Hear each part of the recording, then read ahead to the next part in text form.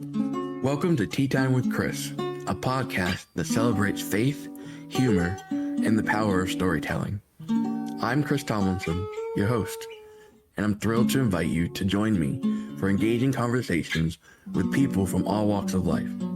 Together, we'll sip some tea, or whatever you prefer, and explore life's joys and challenges with a focus on hope, inspiration, and positivity. I'll also share some of my personal stories and some poetry to add a touch of intimacy and creativity to our chats. So join me as we spread love, joy, and laughter with each episode. Welcome to Tea Time with Chris. Welcome to episode 13 of Tea Time with Chris. As usual, I'm your host, Chris.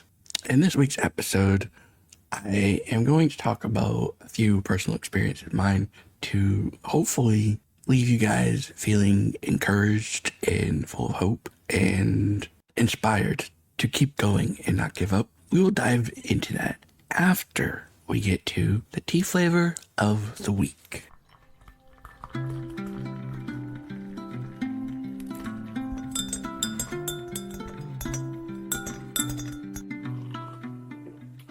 So this week's tea flavor is lemon verbena. I think that's how you say it. It is originated from South America, and it is an herbal infusion made from the leaves of the Aloysia citradora plant, native to South America. It is highly regarded for its intense and uplifting lemony aroma and flavor. Offers a refreshing and citrusy taste with a hint of sweetness and a soothing herbal undertone. Its potential health benefits, aiding digestion, promoting relaxation, and supporting immune health due to its abundance of antioxidants and natural compounds. I have not had that tea yet, and I'm not sure if I will, because most people know that I'm not a big fan of fruit-flavored teas, but occasionally, it's very rare, but occasionally I will try fruit-flavored tea, just out of curiosity. But if you ever wonder, I'm reading this tea flavor information from, or why I even do that, the main reason is because I love tea, but also I have a newsletter that comes out every week on Monday. Each week is a different flavor of tea, and you can read about it in the newsletter. And if you're interested in reading it, you can go to www.teatimewchris.com, and you will see a newsletter tab you can click on, and it will have all the options of all the newsletters that I've created that you can read through. So feel free to check that out. So, anywho, let's jump into today's episode that I have entitled Failure.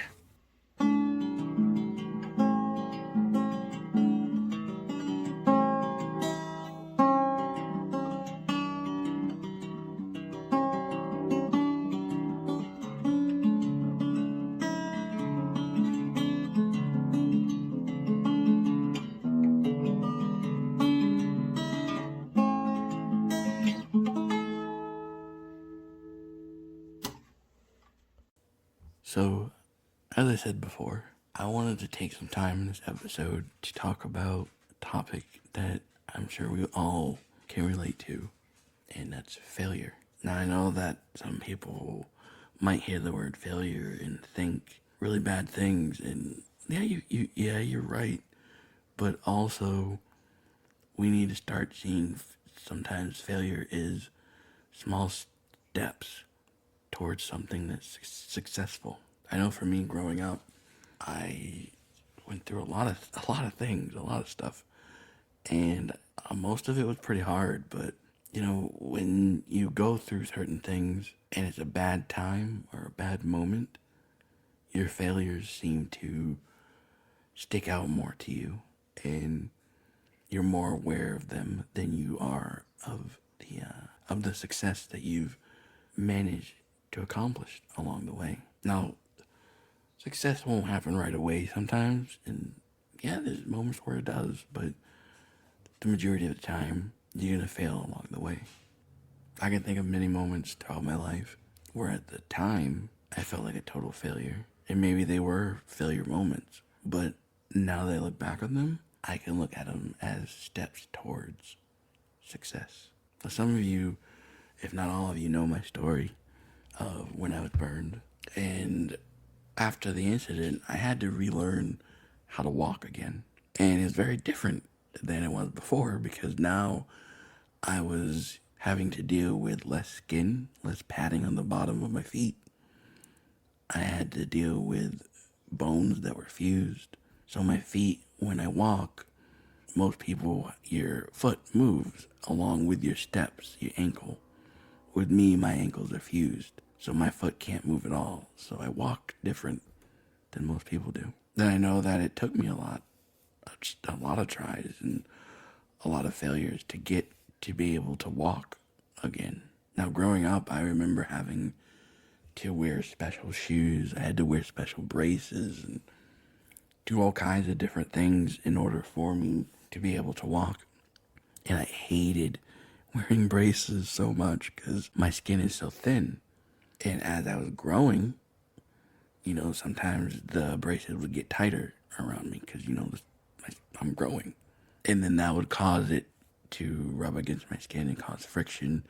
And I would develop sores and infections so many times from this. And I hated it because they were so annoying to put on. And sometimes it'd be so painful to put on. And I didn't want to deal with it. I just wanted to be able to just slip on shoes like everyone else and just be able to walk. Came a time in my life as I got older.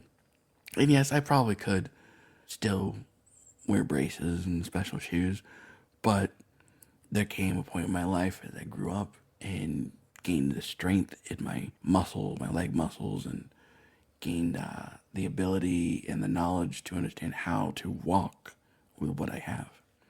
So there was a time that came in my life where I finally didn't have to wear braces or didn't have to get special shoes. I could now go to a store and just buy shoes and wear them. However, shoe shopping is something that I don't like doing. I like to only own one pair of shoes and hope to wear them for years and years and years and years. And I will wear a shoe until there's holes in the bottom and it's falling apart because I hate shoe shopping.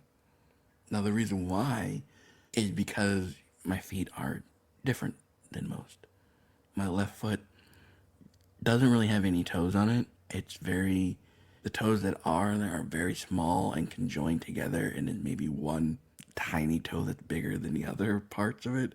But it's all basically just flesh, just conjoined together with bumps that look like where my toes would have been. And it's shaped, the bottom of my foot, of my left foot, it's shaped as some doctors and stuff have said it's shaped like a boat. It's round, it's on the bottom. And my right foot has all five toes, but they're a little stiff. Like I can't move them side to side and around. They can only move up and down. But it's more of a foot than my left one. So it's kind of hard to shop for shoes when one foot is way smaller than the other one. So unfortunately, when I buy shoes, there will always be one foot that's moving around a lot in one of the shoes because it's a different size. And most stores don't want to sell you one right shoe that's in one size and one left shoe that's in another size, because then that leaves a pair of shoes with two different sizes too that they can't sell. And also, I didn't want to stick out more than I already do and have two different size shoes, and people like look at it and act like, whoa, why this guy got, I don't know.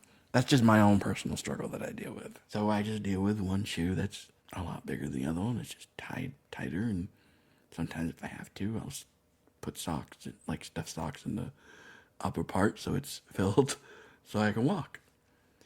But it took me a lot to get to that point to be able to walk. Other times I can remember throughout my life was, as I've talked before in past episodes, I tried out for sports, and many of those times I failed. But yet, it led me to do other things that I was able to acquire knowledge on how to keep score for sports and how this sport works and that sport works and what goes on behind the scenes and so on. So it may not have led me to what I thought I wanted or what I thought I needed, but it led me to something different in another form of success. A lot of times we look at ourselves and the failures stick out, like I said previously, and we tend to just focus on that. And a lot of us might just give up after the first failure. And we think that, okay, well, I failed, so that means I can't do it. Obviously, I don't have this skill or this talent or whatever it may be. And you just give up after your first failure. Now, there's some people out there that don't. They just keep going. And they keep going and going until they know how to do this set skill, or they acquire the skill or the knowledge to be able to perform whatever it is that they failed along the way, but they eventually got to success. I can think of many times in school where I failed a lot of things because I missed a lot of school being in the hospital. And I would come back to school and not know or understand what all I've missed. And it took me a lot of tries to get through schoolwork. And eventually I had to drop out of school in 11th grade because I was repeating 11th grade. It was like my third time about to repeat 11th grade because I had missed so much school. And the school I was attending at that time didn't have tutors. They would expect me to figure it out on my own and make up all the work. So when I dropped out, I immediately went into GED courses and took classes. I didn't take my GED test right away because I wanted to, be prepared, study, and actually put in the work for, a diploma. So I took GED classes, and at first it was really hard, but over time I got better and better and took my GED test, and I passed the first time. And I actually was in the top 10 of my class that got the diplomas. And although throughout high school I failed so many times, it eventually led to success. Growing up, or looking back now as I was growing up, a lot of times I thought all the hospital visits I had, all the surgeries, all the pain I went through was all just failures because I was a failure. Because of what had happened to me was me failing as a human. And I had all these issues that were wrong with me that had to be fixed. And now that I look back at them, those weren't failures. Those were all successes that worked all the way up to what I am now. Everything I had to go through taught me different things of perseverance, not giving up, and that sometimes pain means you're gaining something. There's many people throughout history that have failed and became successful. I can think of Isaac Newton. He failed many, many, many, many times throughout his life. And yet we think of Isaac Newton as a genius. Obviously he was. He had the laws of motion. He built the first telescope. And he invented calculus. But yet, when you look back on his early life, he was a disappointment to his tutors and his teachers, who all said he was ignorant. And then when he finally finished school, which was on his own actually, because the university he went to was shut down, and he had to finish his own education on his own. And by the time he finished, that one of his teachers, who said he was ignorant, actually said he was an unparalleled genius. Someone who failed constantly and yet succeeded. I also think of the Wright brothers, people who made the plane. There was many times that they failed. They started their interests in aviation in the 1890s, and they didn't succeed with a successful flight until 1903. 13 years it took them of constant failures. And when they finally did get a plane to fly, it was only for 12 seconds. But still, that's success. Even after that 12-second flight, their inventions and stuff were still shunned, and bigger planes were considered fake, and a lot of things were disputed. And it wasn't till 1908, 5 years later, that the public finally saw the success. It took them 15 years to succeed. I can think of some biblical figures who had many failures. One of my favorite people from the Bible is David, a man after God's own heart. That's what God called him, a man after his own heart. And yet, when you go back and you read about David, this dude had a lot of things he did that failed. He coveted someone's wife, he committed adultery, he killed and murdered, lied, and yet he became the greatest king.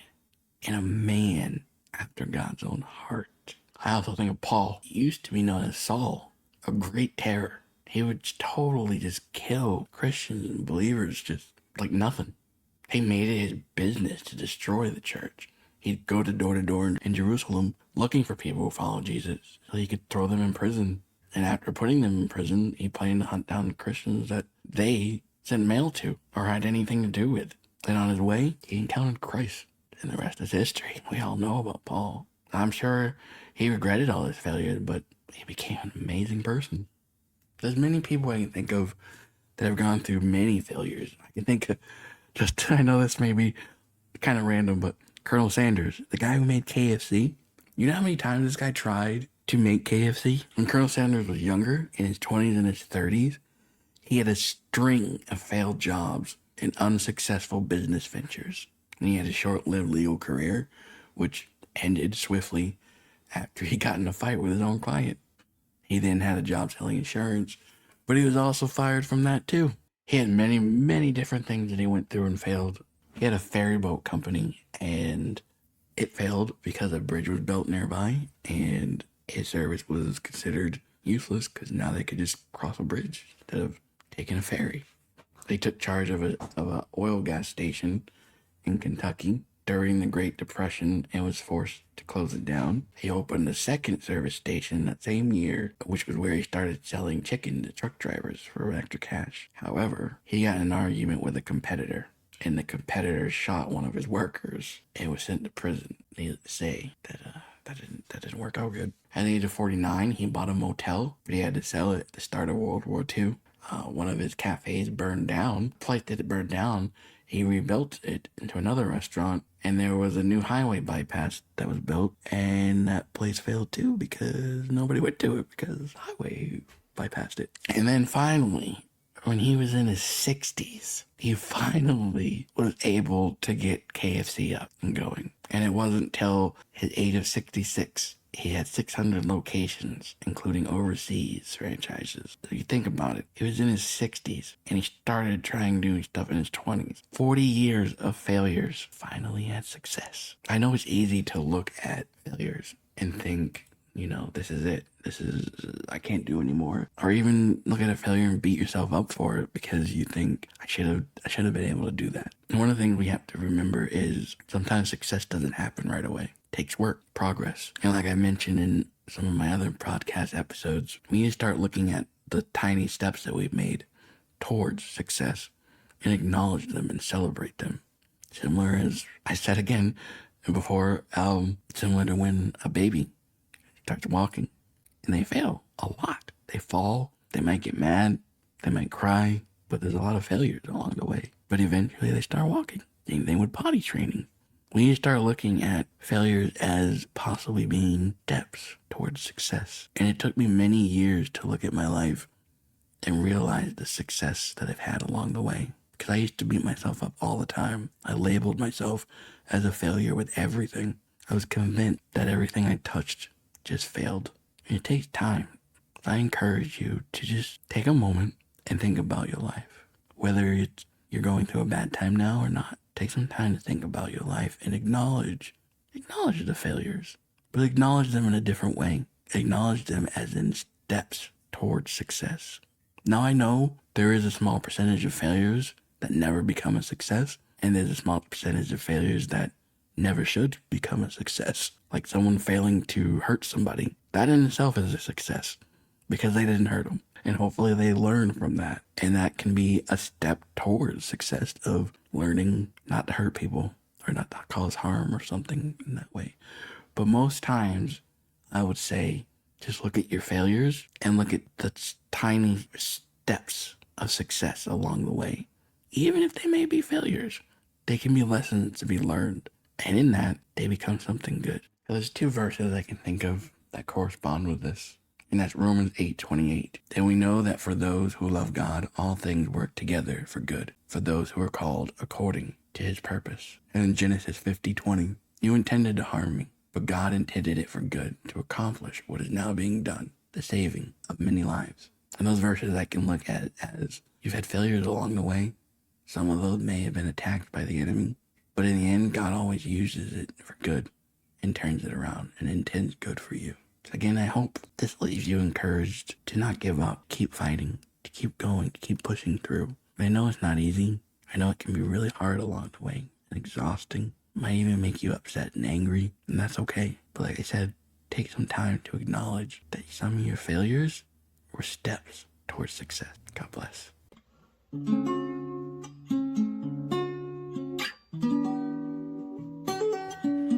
You have just listened to Tea Time with Chris, a podcast filled with hope, faith, joy, love, and occasional laughter. We hope you enjoyed it and continue to stay up to date with us at teatimewchris.com. God bless.